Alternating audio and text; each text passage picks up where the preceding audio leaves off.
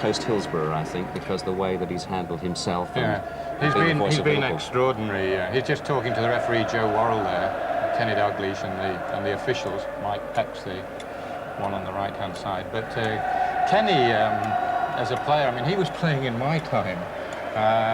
No. He was. But he has. In the last 3 or 4 weeks, certainly Dalglish has been extraordinary in the way he's handled it all. Here are the Everton boys. Well, they're underdogs, aren't they, today? But when these two teams meet, the rule book goes out the window to that extent. Well, we've been on the road to Wembley all the way, Des, as you know, and there have been a number of weeks where we said, Everton lucky again, because they did in the early days. They were having luck to survive, and they got away with that, and now feel that they are playing better football than they have been at any time in the season. So they may not need that much luck to survive today, but it makes it that much closer. They've run into form at the right time, and there's probably only a whisker, if that, between the two teams, and I wouldn't be surprised to see it go to extra time today, especially with this heat, which will make both of them just a little careful in the amount of running they cram in to try and win the game, to try and take the initiative and beat the other side. They'll be very careful. They know each other's play so well. I wonder if there'll be any mingling between the two teams. Quite often there isn't before a cup final, and quite often there isn't before a match. But you and I noticed that before the semi-final, Liverpool-Nottingham Forest players got together because of that unique position. Which is they're having a thought of, oh, here we go, the ice has been broken. Yeah. Steve McMahon there. Yeah.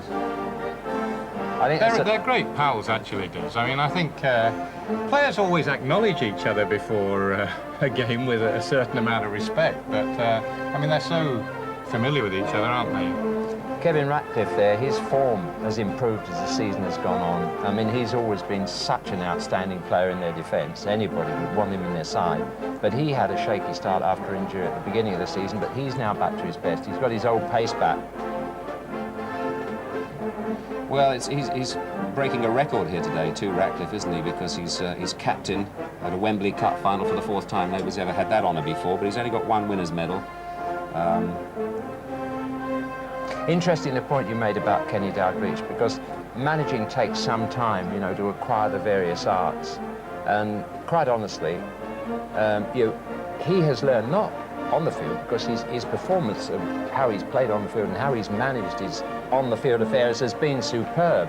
Well, there's Colin Harvey, the man who's got to outwit him today. But where Kenny has come on, as a result of the Hillsborough thing, in his public relations, I mean, which wasn't the best earlier on, and I think the press would tell you that. But I think it's helped him to become a more mature manager in an area which he didn't really enjoy. But he's seen, I think, that he's become a popular person, even with those who perhaps didn't like the way he handled them earlier on. Yes, his opposite number, Colin Harvey, there, who we just saw walking on. I mean, he's always been very friendly, and he's been at ease with the press and the media in general, and he's a very, very popular guy. There are a lot of people who would like Everton to win for Colin Harvey, because it wasn't an easy task, was it, to take over from Howard Kendall. And Jimmy made a very good point, Des, that both these teams, both these clubs, they buy players. You don't see many homegrown players in them.